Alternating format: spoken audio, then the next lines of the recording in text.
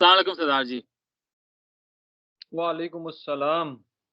सरदार जी, आज की जो वीडियो है उसका टॉपिक ये है कि बात तो काफ़ी हो चुकी है पुरानी, लेकिन हमने कहा चलो हम अपनी राय दे दें और आपकी राय लें इस बारे में। जो पाकिस्तान ने जो वर्ल्ड कप का स्क्वाड अनाउंस किया था, ऑब्वियसली उस टाइम पे काफ़ी कुछ हुआ था।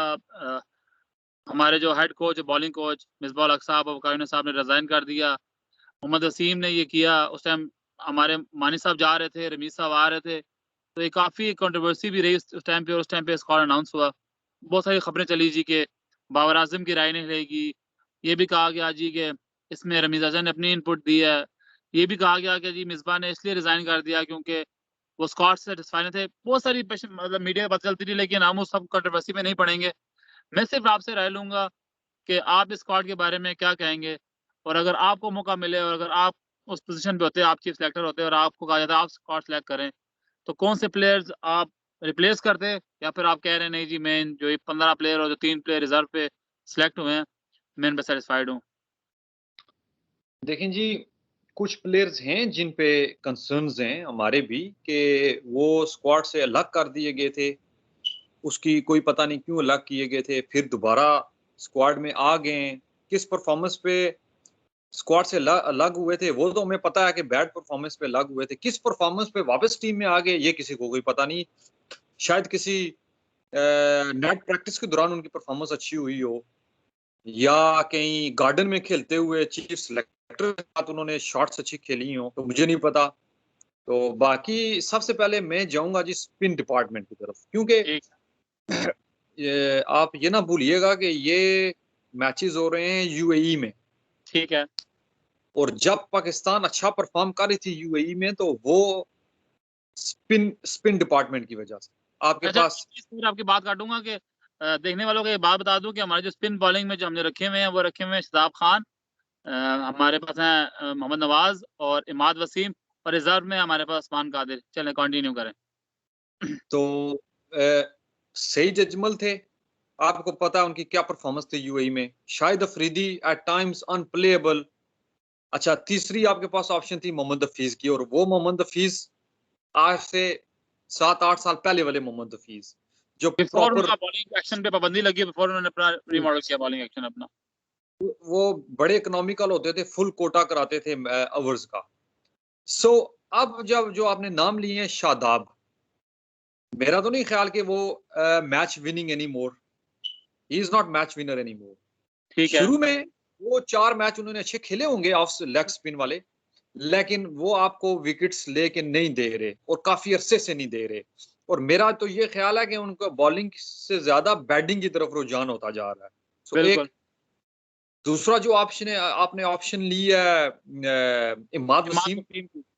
ठीक है, ब्रिलियंट, अच्छे हैं, लेकिन वो आपको विकेट्स नहीं लेके दे सकते। 4 ओवर वो इकोनॉमिकल अच्छा, करा जैसे सकते हैं। एक सवाल पूछूँगा आपसे, ऐसे इमाद वसीम पे रहते हैं। इमाद वसीम जो है वो हमारे जो चीफ सेलेक्टर हैं मोहम्मद वसीम, उनकी बुक में थे ही नहीं।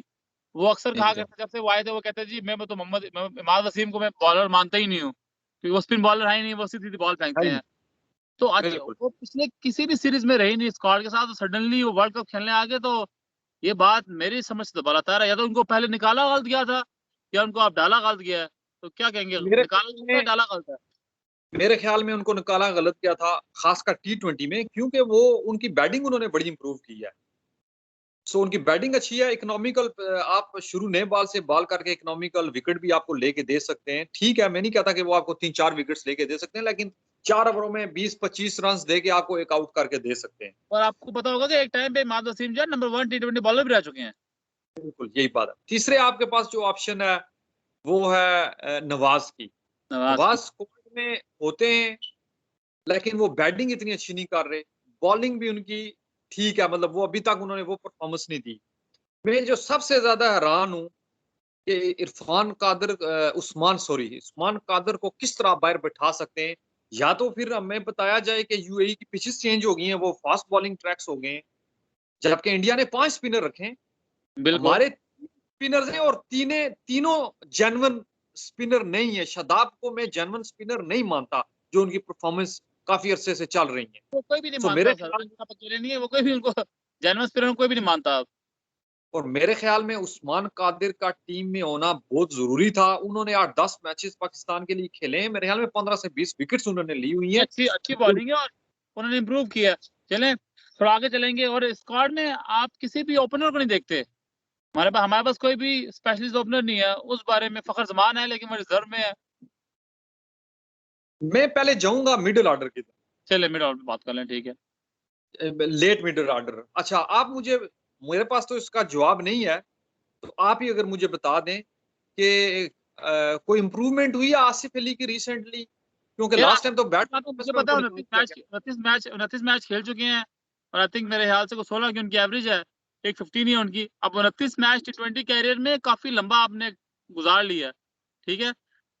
मतलब शाहिद अफरीदी के 98 मैचेज़ हैं। तो इसका मतलब है ये 1/3 ऑफ शाहिद अफरीदी के कैरियर के मैचेज़ खेल चुकी हैं मोहम्मद आसिफ। तो उसके तो कोई बावजूद के जो है ना रिसेंटली डोमेस्टिक में इनकी अच्छी परफॉर्मेंस हुई हो? नहीं, असल में जितना मैंने मोहम्मद आसिफ अली को फ़ॉलो किया है, सिवाय एक सीज़न ऑफ पीएसएल, इनकी कभी भी परफ़ॉर्मेंस जो है ना उतनी अच्छी नहीं रही। इनको एक अच्छा है और देखें जी 29 मैचेज़ किसी भी प्लेयर को देना आपने बहुत लंबा, आप ये नहीं कह सकते आसिफ अली की हमेशा ज़्यादती हुई है। तो उनका तो ऑनेस्टली किस किस बेस पे उनको लाया गया है, मुझे तो ऑनेस्टली इवन मोहम्मद वसीम के मैंने इंटरव्यू सुने चीफ सेलेक्टर के मारे हैं, कोई मुझे समझ नहीं आया कि वो किस बेस पे है। रिसेंटली सीपीएल गुजरा, उसमें कोई अच्छी परफॉर्मेंस हुई हो कि मैं तो सवाल का जवाब तलाश कर रहा हूँ कि वो वापस किस परफॉर्मेंस पे आए हैं? और सरदार जी मैं तो ऑनेस्टली इस हक में हूँ ही नहीं कि आप किसी प्लेयर को इसलिए सिलेक्ट कर दो कि उसने पीएसएल में अच्छा परफॉर्म किया, उसने सीपीएल में अच्छा परफॉर्म किया, उसने बांग्लादेश प्रीमियर लीग में अच्छा परफॉर्म किया या उसने बिग बैश परफॉर्म किया। क्योंकि आपको पता है कि ये टीम में जितनी भी लीग्स हैं, इनमें खास तौर पे आप सीपीएल या बांग्लादेश की बात कर लें, इनमें इतने क्वालिटी के प्लेयर्स नहीं होते, स्पेशली बॉलिंग डिपार्टमेंट में। क्योंकि उनके खुद जो डोमेस्टिक की जो टीम्स हैं, डोमेस्टिक प्लेयर्स हैं उतने अच्छे नहीं, लोकल प्लेयर इतने अच्छे नहीं होते। तो इवन वहाँ भी परफॉर्मेंस नहीं की और वैसे भी मैं उसकी परफॉर्मेंस तो मानता ही नहीं हूँ।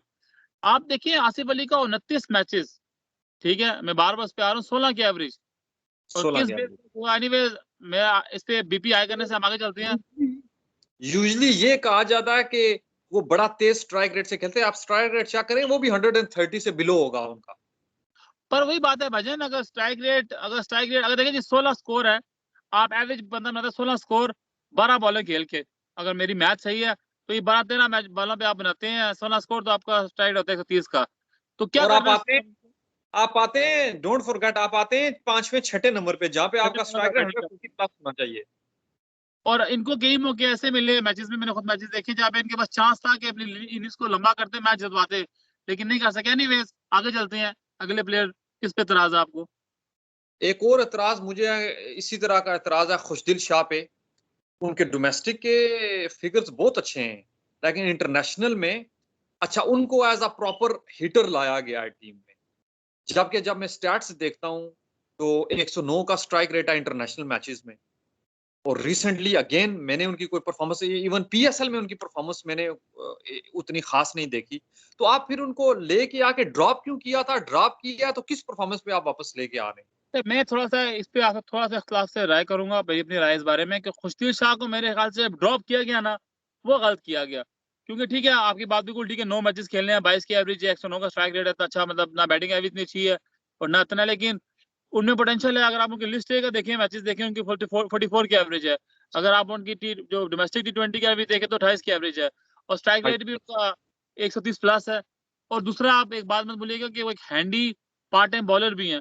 प्लस देखिए, एक एक इंसान को 9 मैचों के बाद डिसाइड कर लेना कि गलत, आई थिंक 15-20 मैचेस देने चाहिए थे, एक लंबा रन। अगर उनको लगातार मौका दिया जाता और अभी तक होता, अभी हम बेहतर होते हैं उस बारे में बात करने के, जी खुशदिल शाह को टीम में आना चाहिए, नहीं होना चाहिए।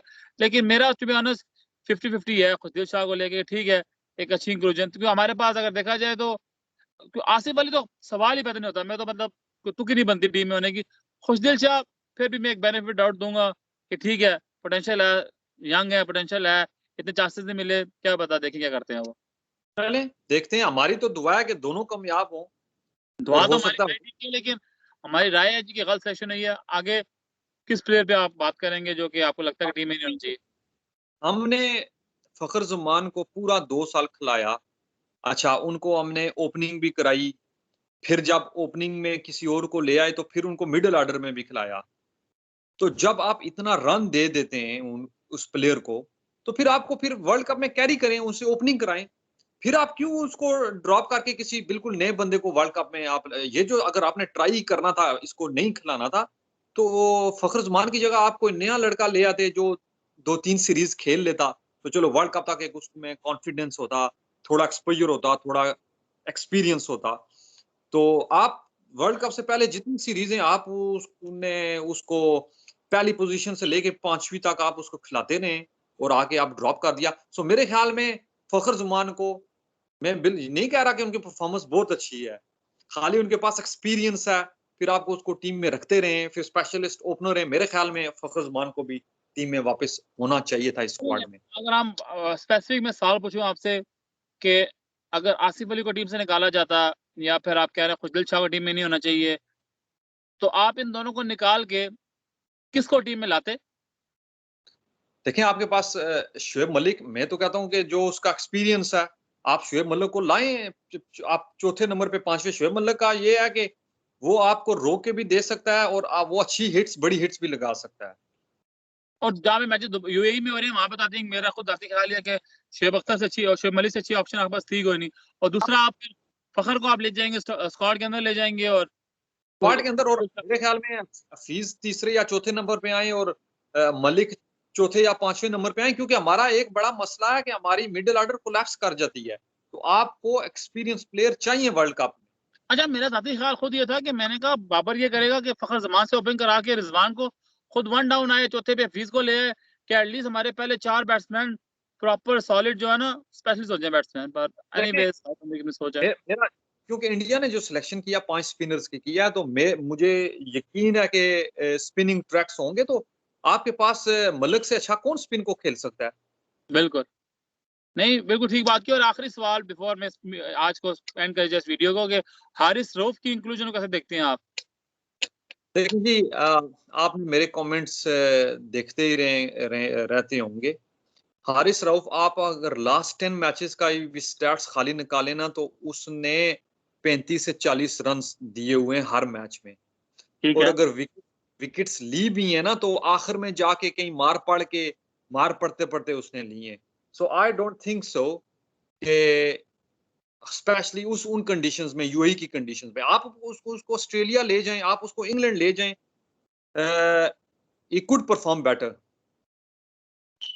लेकिन जो परफॉर्मेंस उनकी पाकिस्तानी और यूएई पिचेस पे है, वो उसकी जो एवरेज बनती है हारिस राव की 35 से 40 रन है, which is too much. So I don't think so के his inclusion is justifiable.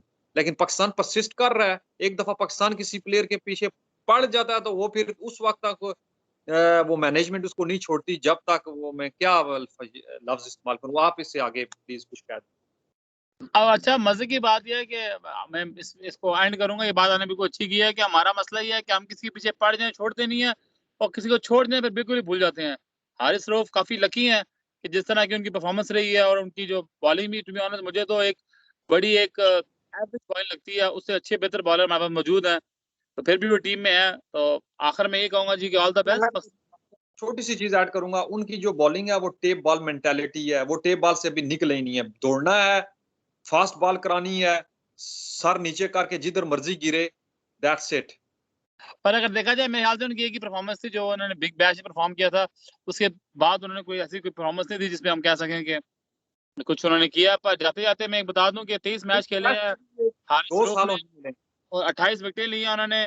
3 for 29 उनका बेस्ट है और तकरीबन ऑलमोस्ट 9 की इकॉनमी है उनकी। तो आप देख लें 9 की इकॉनमी तो एनीवेज़ चलें जी इंशाल्लाह दोबारा हाज़िर होंगे आपकी खिदमत में अगेन। सरदार जी बहुत-बहुत शुक्रिया आपका टाइम देने का। अपना ख़्याल रखिएगा फिर इंशाल्लाह होती है गपशप। अल्लाह अल्लाह हाफ़िज़। हाफिज।